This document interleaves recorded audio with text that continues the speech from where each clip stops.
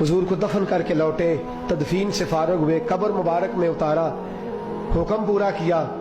कहते हैं वापस आए तो जनाब अंस से सैयदा फातिमा कहने लगी, अंस तूने भी मेरे रसूल पे मिट्टी डाली है? अंस तेरी जरूरत हो गई थी? फरमाते उस वक़्त फातिमा का पहला आंसू गिरा और फिर 6 महीने हुजूर के बाद हयात रही, मैंने उसके आंसू गिरते देखे। लोग सो जाते, वो हुजूर के रोज़े पे जाके बैठ जाती।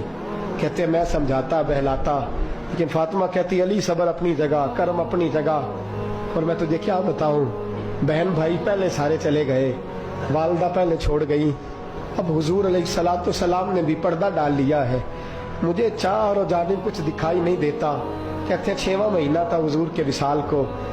एक दिन मुस्कुराती हुई फातिमा घर आई रोजे से रात को बच्चों के साथ, तो शेर खुदा कहने लगे, मैंने कहा फातिमा बड़े दिनों के बाद मुस्कुराते देखा, क्या बात है? तो कहने लगी अली आज मेरी आंख लग गई थी, मुझे हुजूर ख्वाब में मिले हैं, तो मुझे हुजूर ने कहा तू रोती क्यों है? तो मैंने कहा महबूबा मेरा दिल नहीं लगता। तो फरमाया बेटी तैयारी कर, तू मेरे पास आने वाली है। हजरत अली फरमाते हैं बस फातिमा बीमार हुई, चंद दिन गुजरे तो मुझे बुलाया और कहने लगे अली वक्त जाने का आ गया है, ये अली के घर की है इज्जत अली से सुनते, नबी के घर की है इज्जत नबी से सुनते, वो जिसने मुअज़्ज़ज़ किया घराने को, हुसैन पाल के जिसने दिया जमाने को, जाने का वक्त आ गया है अली। पहली बात तो यह है कि हुजूर की नवासी जनाबे उमामा से शादी कर लेना, वो हुजूर को बड़ी प्यारी है। और दूसरी बात यह है कि मेरे हसन हुसैन इनका खास ख्याल रखना।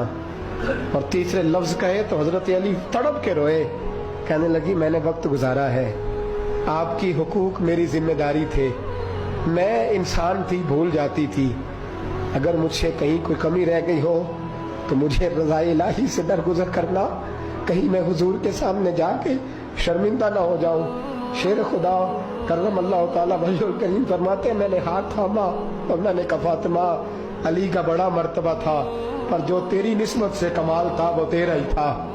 तू कैसी बात करती है, तूने तो हद कर दी, शहजादी हो के मेरे घर में खादिमों की तरह रही। हजरत फातिमा रज़ियल्लाहु ताला अन्हा का दूसरा हुक्म ये हुआ कि मुझे रात को दफनाया जाए। और फरमाया मेरे पहले मदीने में ऐसा नहीं होता था, ये हजरत फातिमा ने सबसे पहले कहा। फरमाया मेरी चारपाई के साथ लगा के ना शाखें, चारपाई के साथ तो ऊपर ला के उन्हें ऊपर से बांध देना और उन शाखों के ऊपर एक कपड़ा डालना, मेरे कफन पर भी किसी की नजर न पड़ जाए।